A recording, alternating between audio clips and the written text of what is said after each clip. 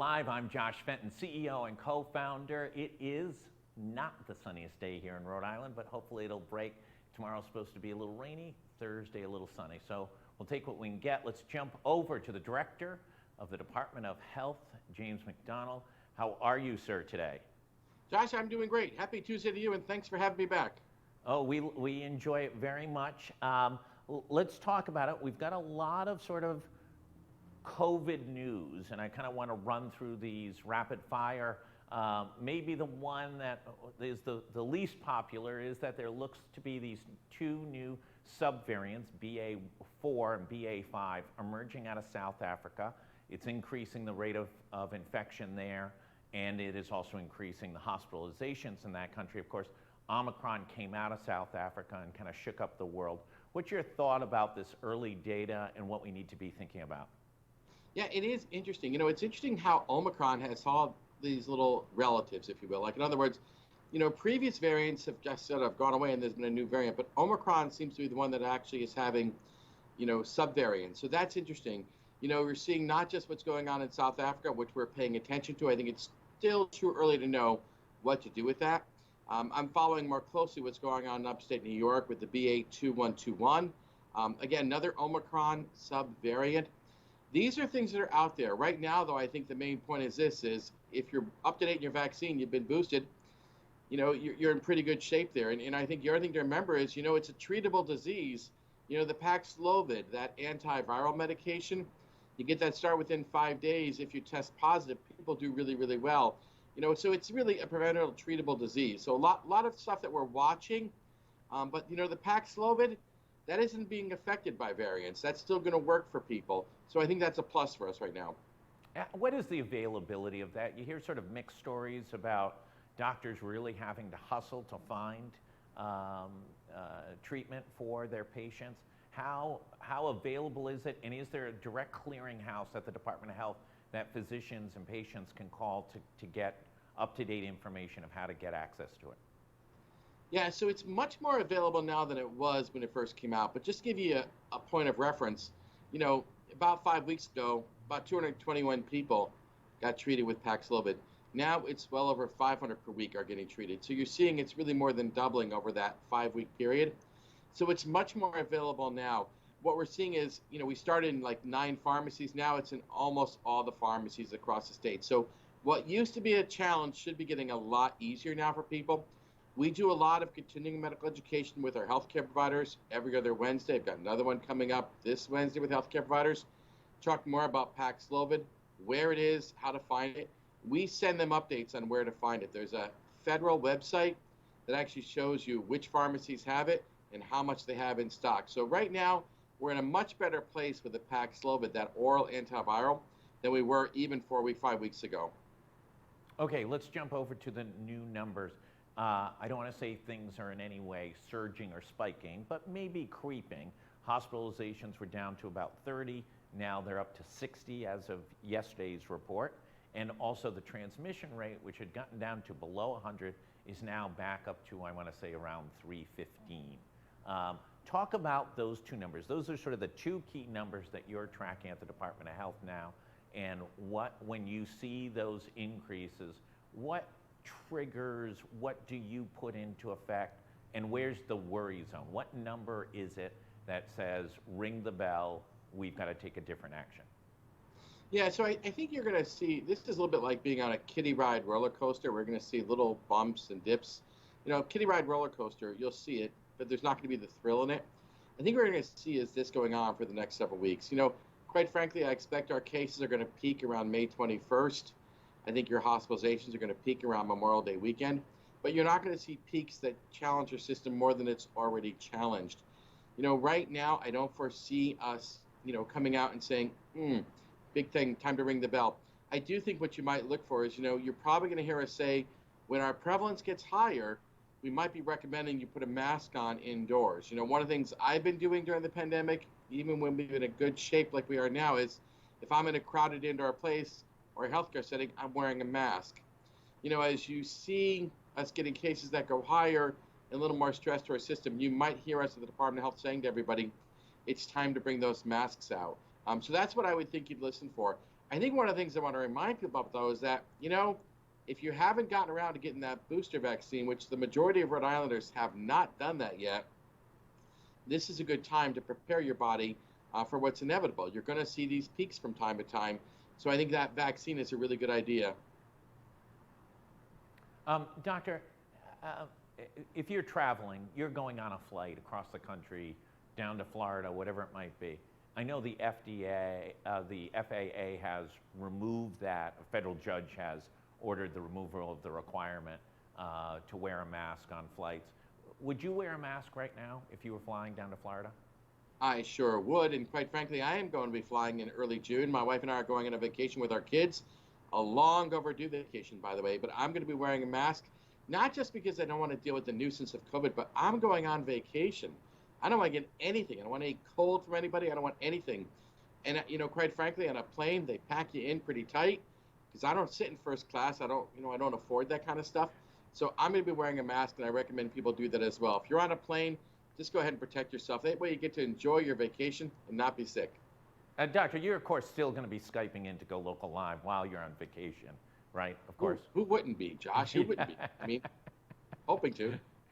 Dr. McDonald, let's jump over to the other news, which is sort of the missing part of the entire strategy to be able to fight this pandemic has been for young children to also get vaccinated. Now Moderna says, hey, we've got it. It's pretty good. It doesn't have the same level of protection of what the adult vaccination had, especially on the alpha version of the virus. But walk us through what Moderna's saying and how important that is to the overall strategy. Yeah, what's interesting is what Moderna's doing, same vaccine, smaller dose though, 25 micrograms instead of what an adult was getting, which was 100 micrograms.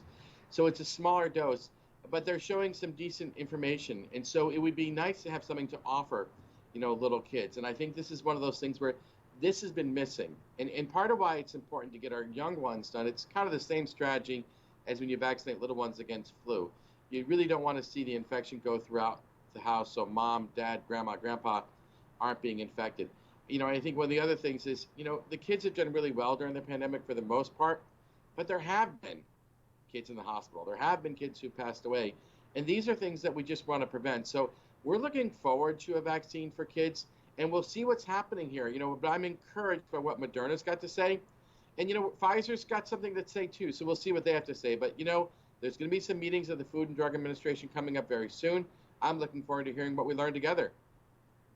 Dr. McDonald, as these vaccines mature, go through the approval process, shift from being emergency use authorization to fully approved by the FDA, do you see this vaccine being added to the multitude, 11 other Rhode Island required vaccines? Is this something from a strategy standpoint, from a public health standpoint, of protecting children and their families that you'll look for over the next few months?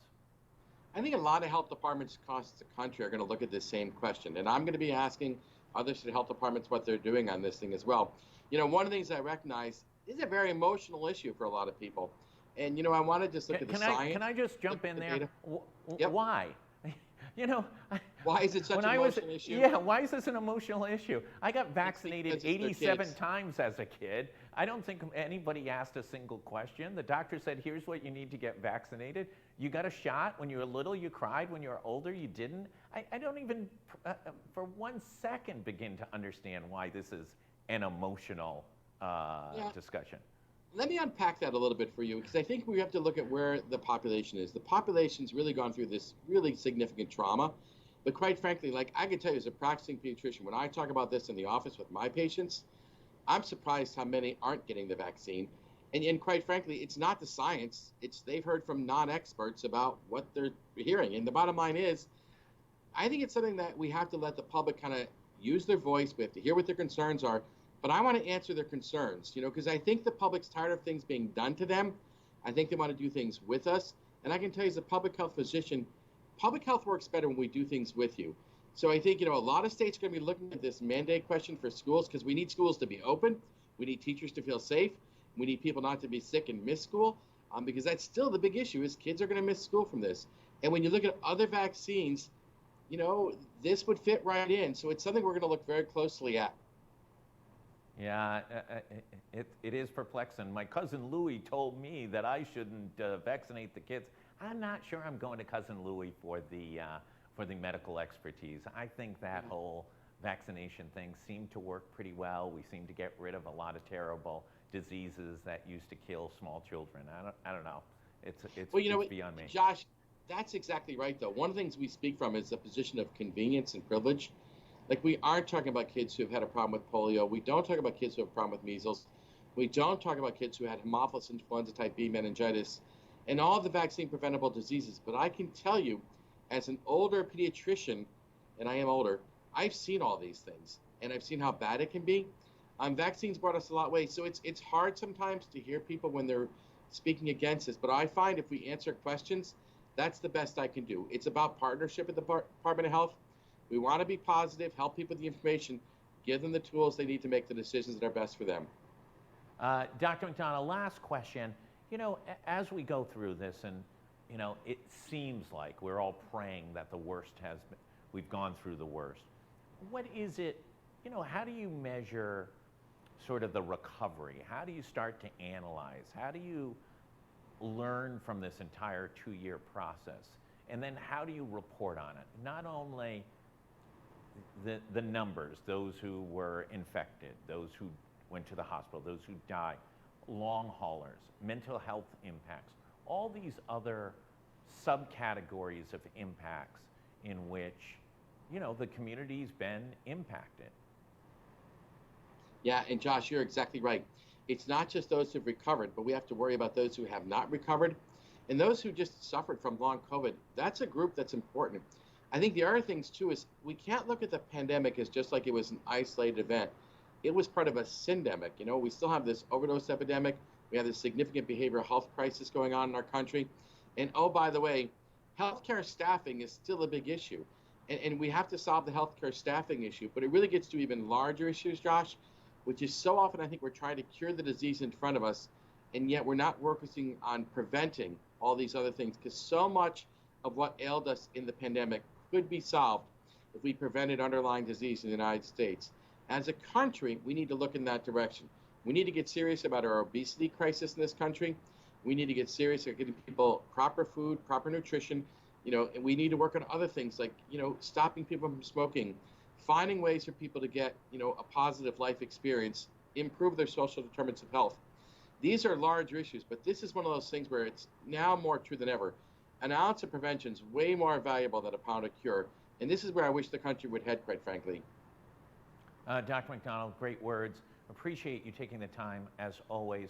We really appreciate you taking the time. I think it's incredibly important to hear you giving up-to-date information as an expert, as a pediatrician, to provide information. And as we talk about at every single segment of GoLocal Live, get boosted. It's incredibly important to your health.